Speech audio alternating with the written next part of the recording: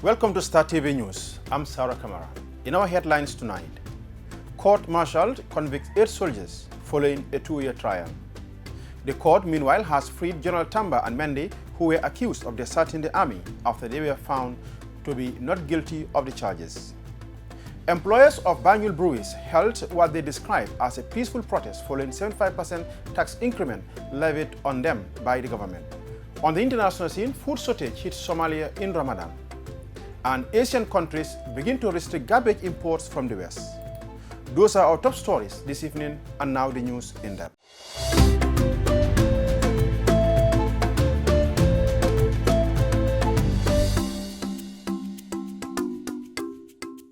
The court-martial sentenced 8 soldiers, ranging from 3 to 9 years imprisonment on Monday, 27 May 2019 at the Union Barracks. These soldiers were found guilty of creating a WhatsApp platform attempting a coup to bring down the Barrow administration. Maimuna Juf tells us more. After the former president, Yahya Jammeh, relinquished power in 2016, these 12 soldiers created a WhatsApp platform intended to be a channel of communication amongst them. The purpose of this WhatsApp group was to be transcending information within them in order to work on modalities on how to get hold of the top military officials, the Amori, and to launch an attack to the constitutionally elected government of President Barrow. These soldiers were charged for mutiny and treason by the court-martial. The ringleader, Captain Yahya Jammeh, including Lieutenant Abdullah Jaju, Lieutenant Yahya Jammeh, Sergeant Babukar Sane, Sergeant Malik Bojang, Lance Corporal Ababaji, Private Member Kamara were sentenced to 9 years in prison, while Private Aliu Sane was also sentenced to 3 years. Meanwhile, Corporal Suleiman Sanyang, Corporal Lamin Jiba, Corporal Ibrahim Jallo, Lance Corporal Samujang Bojang were acquitted of all charges. Almami Jiba, native of Foni, informed the media that they will not leave any stone unturned in making sure that justice is served to the convicted officers because the proceeding of the court-martial was not based on facts. But very well, we've not enough evidence. These people only walk through the statement. Evidences are ample.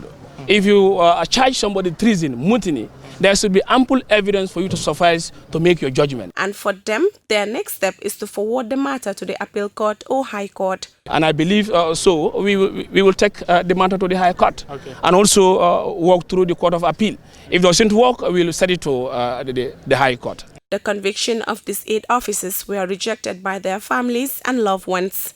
Maimuna Juve, Star TV News. On Monday, 27 May, Brigadier General Ansumana Tamba made these remarks at the court-martial in Yundum Barracks after the court-martial found him and Umpa Mendy not guilty. They were allegedly accused of desertion by court-martial after they flew to Equatorial Guinea with the former President Yahya Jammeh. Jacqueline Colley files in this report. Brigadier General Ansumana Tamba said that he is more ready to serve the country. Tamba believed that his experience was an obstacle in his life and one he has come to pass. Assuring all Gambians that I am more ready to serve my nation than ever before. Okay? I know this is just, will of God, and then it's an obstacle that I need to pass through. Come what may, I was ready to take whatever the outcome might be. All right? General Tamba added that he was ready to take whatever might have been the verdict of the court. He also didn't waste time in advising men in uniform, especially the junior officers, to be law-abiding and be disciplined in executing their duties at all times. Be law-abiding, and then be patriotic citizens, and then be ready to serve their nation, come what may. All right? Come what may, let them be ready to serve their nation.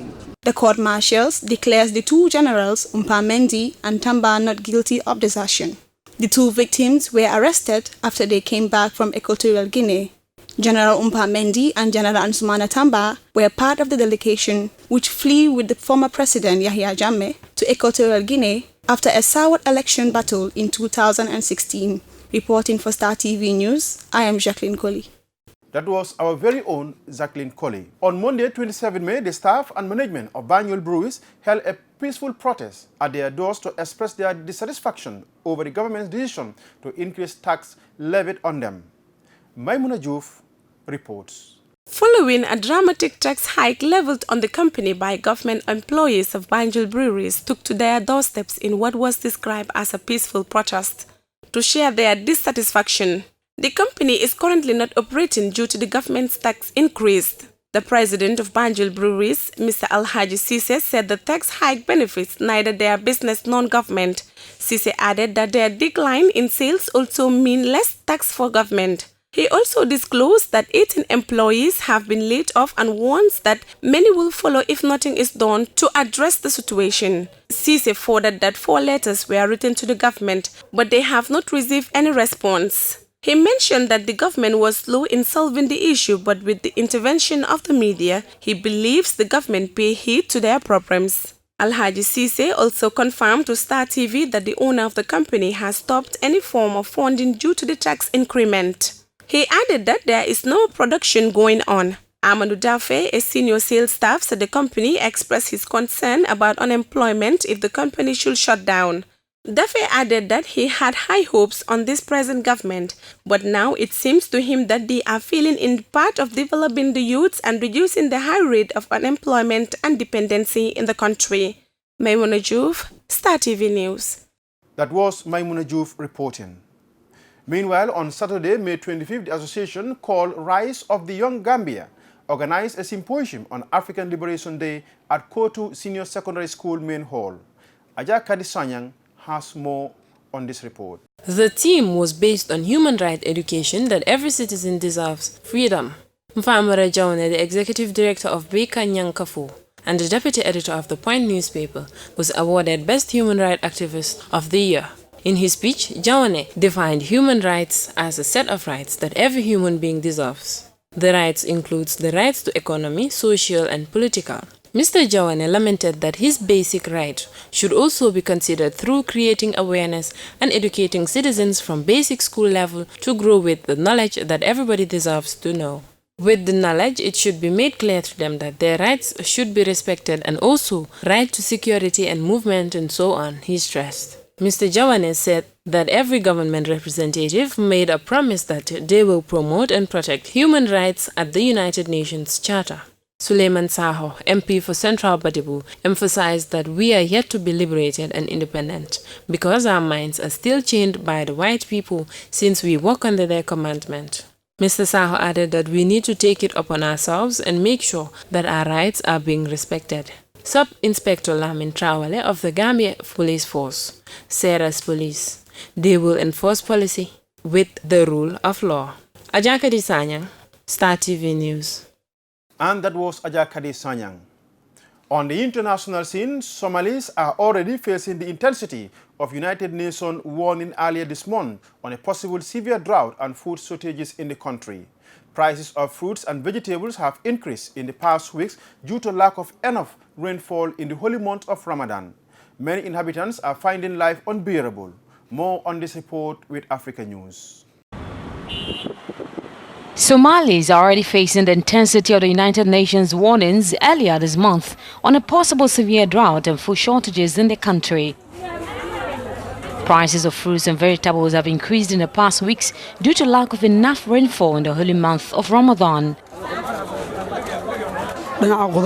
We sell different fruits, and the fruits are getting very expensive since the start of Ramadan. The river ran dry, but now it rains a little bit. In previous Ramadan, we used to sell between 5,000 to 6,000 samosas.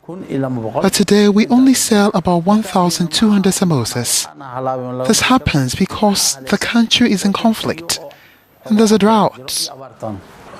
The United Nations warned of a major humanitarian crisis in Somalia in early March. Severe drought often sweeps East Africa between March and May, causing crop failures across the region. 2 million Somalis will be at risk of starvation if no aid comes in. The Sahel is hot, dry and barren. Trees have been cut down to make charcoal and building materials. Tony Ronaldo, winner of the 2018 Right Livelihood Award, shows farmers his method of growing new trees from stumps. More details from DW News. Charcoal is big business in Bamako, the capital of Mali. Almost everybody needs charcoal to cook with, and the population is growing. Maimouna Traoré is a charcoal merchant. She's doing well, but her very success is becoming a source of concern. There are fewer and fewer trees. It's scary. If you go out of town, you will see what I mean. An Australian agronomist with the NGO World Vision, Tony Rinaldo, has developed a method of countering the deforestation that affects large parts of Africa. His work won him the Right Livelihood Award, also known as the Alternative Nobel Prize. As land is cleared of the vegetation, the land gradually degrades and becomes less and less productive. Less can be grown on it, less profit can be made from it, and people become more desperate. So there is a very strong link between conflict and land degradation, and also between migration and land degradation. Maimouna Traoré tells Rinaldo that she now has to get her charcoal from 160 kilometers away because sources closer to Bamako have dried up. It's a similar situation in and around many of Africa's big cities. The disappearance of forests and degradation of the land is a huge problem. How do we tackle that? Well, fortunately, through farmer-managed natural regeneration, through the regeneration of trees and landscapes, there's a very low-cost, rapid and scalable method to reverse that degradation. In the 1980s, Rinaldo discovered that in many places there are intact underground networks of roots struggling to grow, and that pruning shoots can help trees and bushes flourish. World Vision is now promoting the FMNR technique in 24 countries around the world. In Yamariga, in northern Ghana, Samuel Bantang was among the first farmers to adopt it a decade ago. It has changed so much in my village.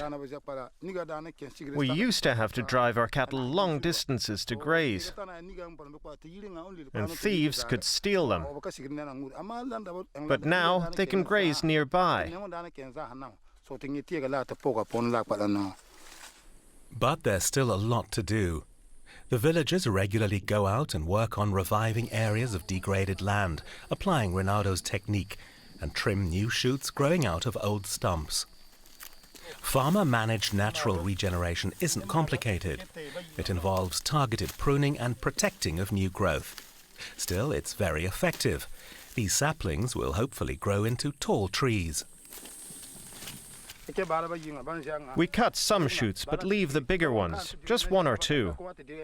What we cut away, we use as firewood. The key advantage over planting new trees is that the roots are already there and reach deep into the soil. So even if it rarely rains, they can tap into the groundwater.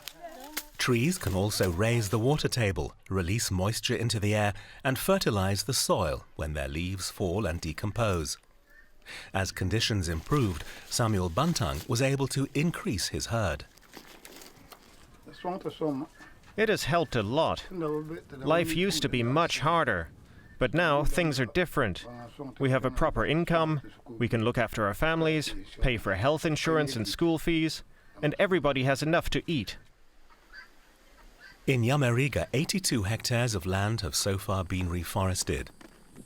But large stretches still look like a desert. Degraded dryland regions may have countless intact tree root systems that could yet yield new trees if they're properly tended. Rinaldo organizes conferences across Africa on FMNR, also in countries that are in turmoil, such as Mali. He was recently in Bamako. This was the average height of millet at harvest. Rinaldo has devoted his life to restoring Africa's forests. He says regenerating local vegetation improves the lives of millions, and giving people hope can help transform the political landscape as well in many a country. It would transform the whole country because it has that potential, people to be able to be self-sufficient on their own land. They're not going to be so interested in joining a fight somewhere else. They have families to raise, they have aspirations on how they would like to lead their life. Cities such as Bamako consume vast amounts of natural resources, even as they become ever more scarce. The restoration of vegetation around cities and elsewhere can improve people's quality of life and perhaps reduce the potential for violence and conflict. And finally, a number of countries around Asia have earned money by recycling plastic and electronic waste from wealthy countries in the West. But the loads of garbage has become overwhelming for some. In Malaysia, the volume of plastic import has tripled over the past few years, reaching 870,000 tons last year. Now, Malaysia has joined a number of states saying they refuse to become a dumping ground for the richer nation. Rest of the story with DW News. A deluge of plastic. More than 300 million tons of it is produced globally each year. Lots of it ends up here at Port Klang, Malaysia's busiest shipping port. Since China halted imports of plastic waste in 2017, Southeast Asian countries like Malaysia, Vietnam and Thailand have taken over a big chunk of the global plastics recycling trade. But the flow of plastic waste from wealthy nations around the world is proving too much to handle. Last October, Malaysia banned the import of non-recyclable plastic rubbish. Now, it says it will start sending all plastic waste imports back to where they came from. We are here to urge the developed countries to also review their management of plastic waste and stop shipping garbage out to the developing countries. If they ship to Malaysia, we will return it back without mercy. This inspection at Port Klang uncovered more than 450 tons of illegally imported plastic waste. Packed tightly into 10 containers, it came from as far afield as Australia, Bangladesh, Canada, China, Japan, Saudi Arabia and the US. Wherever this waste eventually ends up, the chances are it will simply be added to the world's plastic trash heap. Just 9% of the plastic produced between 1950 and 2015, that's 65 years, has been properly recycled. And that's all we have for you in this edition of the news. Thanks for watching.